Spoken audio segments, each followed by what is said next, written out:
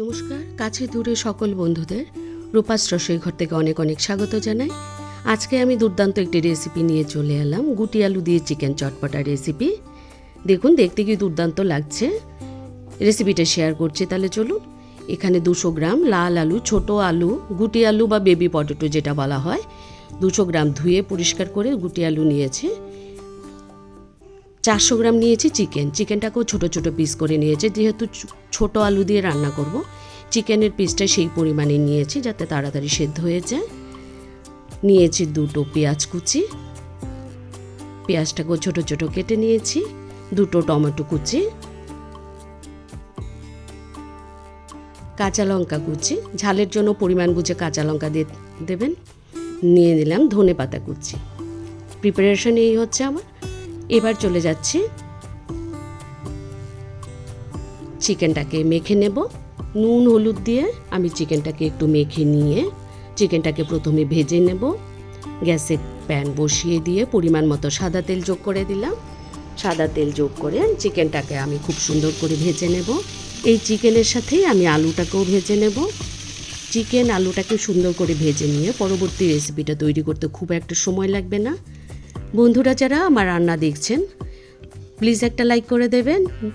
নতুন বন্ধুরা যারা ইউটিউব থেকে আমার চ্যানেলটা দেখছেন, আমার চ্যানেলটা সাবস্ক্রাইব করে অবশ্যই আমার পাশে থাকবেন। আর ইউটিউব থেকে, ফেসবুক থেকে দেখে থাকলে আমার পেজটাকে ফলো করে দেবেন। এখানে নুন হলুদ দিলাম, শুকনো লঙ্কার সামান্য পরিমাণে শুকনো লঙ্কার গুঁড়ো আর একটু ধনে জিরে গুঁড়ো দিয়ে দিলাম। চিকেনটাকে সুন্দর করে একটা সুন্দর স্মেল আসার জন্য মশলাগুলো দিয়ে দিলাম। দিয়ে আমি একটু নাড়াচাড়া করে ঢাকা দিয়ে দিলাম। ঢাকাটা তুলে নিয়েছি। চিকেনটা কিন্তু আমার সেদ্ধ হয়ে গেছে, মোটামুটি তেল ছেড়ে দিয়েছে। এবার ছোট আলুটাকে 2টো টুকরো করে নিয়েছিলাম। এত ছোট আলু, এগুলো 2টো টুকরো করলেই যথেষ্ট।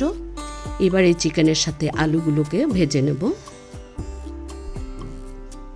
বেশ কিছুক্ষণ নাড়াচাড়া করে ঢাকা দিয়ে মিডিয়াম আঁচে চিকেনের সাথে আলুটাকেও সেদ্ধ করে নেব।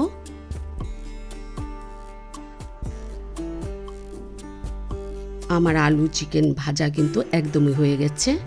এবার আমি নামিয়ে নিয়ে পরবর্তী প্রিপারেশনে চলে যাব। বন্ধুরা যারা গুটি আলু দিয়ে এরকম চিকেনের রেসিপি তৈরি করেননি, আমার রেসিপি ফলো করে অবশ্যই একবার ট্রাই করবেন আর ফ্যামিলির সাথে শেয়ার করবেন।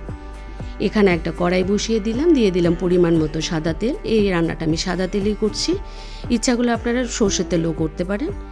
দিয়ে দিলাম পেঁয়াজ কুচি। পেঁয়াজটাকে একটু ভাজা করে নেব, নাড়াচাড়া করে একটু ভাজা করে নিয়ে দিয়ে দেবো কাঁচা লঙ্কা কুচি। ঝালের পরিমাণটা আপনারা আপনাদের পছন্দ মতো দেবেন। এই রেসিপিটা বাচ্চাদের জন্য কিন্তু খুবই একটা টেস্টি রেসিপি। দিয়ে দিলাম টমেটো কুচি, পরিমাণ মতো নুন হলুদ দিয়ে এবার টমেটো আর পেঁয়াজটাকে বেশ ভালো করে কষিয়ে রান্না করে নেব। দিয়ে দিলাম আদা বাটা আর রসুন বাটা, 1/2 টেবিল চামচ করে আদা বাটা রসুন বাটা দিয়েছি। এখানে আমি গরম মশলা ব্যবহার করব না।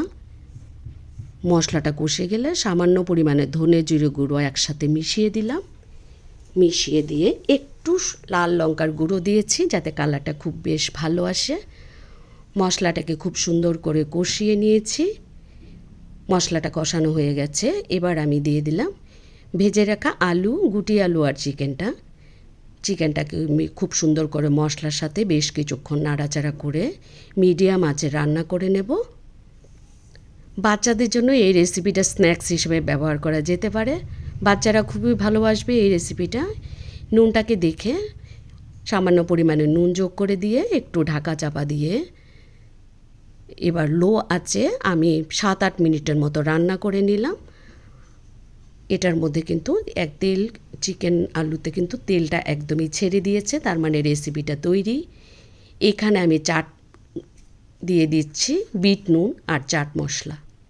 এখানে আমি গরম মশলা ব্যবহার করব না, যেহেতু চিকেন চটপটা বানাবো। 1/2 টেবিল চামচ চিনি যোগ করে দিলাম। দিয়ে নাড়াচাড়া করে একটু স্ম্যাশার দিয়ে স্ম্যাশ করে দেব যাতে আলুটা একটু ভেঙে যায়।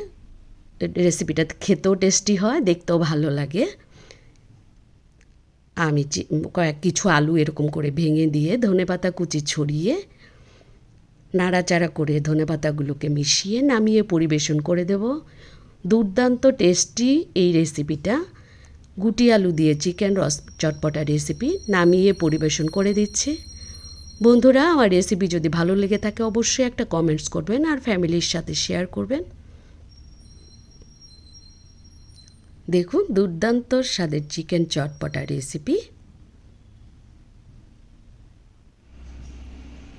তৈরি হয়ে গেল। দুর্দান্ত স্বাদের গুটি আলু দিয়ে বা ছোট আলু দিয়ে চিকেন চটপটা। তাহলে চলুন রেসিপিটা আজকে এখানেই শেষ করছি। সবাই ভালো থাকবেন, সুস্থ থাকবেন আর আমার রেসিপি দেখতে থাকবেন। দেখা হচ্ছে পরবর্তী নতুন আরেকটি রেসিপি নিয়ে।